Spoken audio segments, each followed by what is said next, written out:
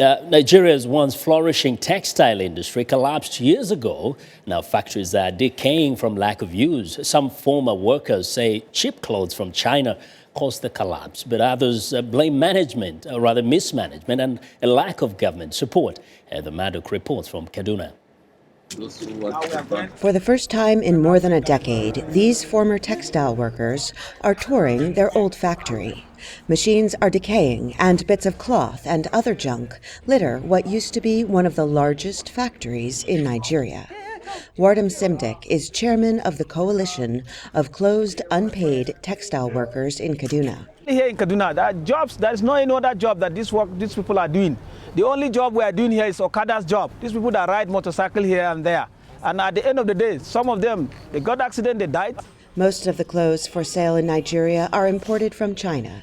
Industry leaders say their low cost helped drive the textile factories out of business. But they stress that corruption, mismanagement, and lack of resources are equally to blame for the industry's collapse.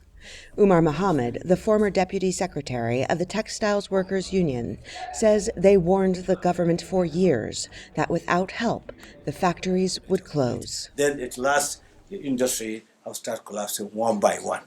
To the extent today, in Kaduna, we have only two industries working, textile industry.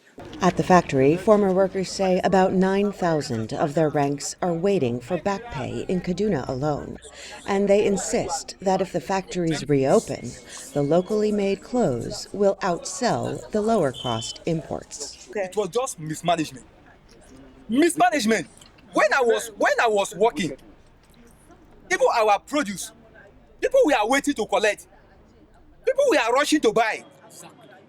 We were unable to meet up with the demands. Workers say failed industry in Kaduna affected more than the economy. This bridge separates Kaduna City, which is divided like the country as a whole, with mostly Christians in the south and mostly Muslims in the north. Clashes between the two groups are common. But former textile workers and their families say the violence is fueled by poverty that has intensified since the jobs disappeared.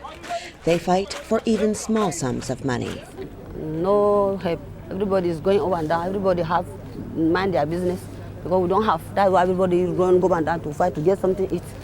Former textile workers say they will continue to protest outside the old factories and lobby for back pay.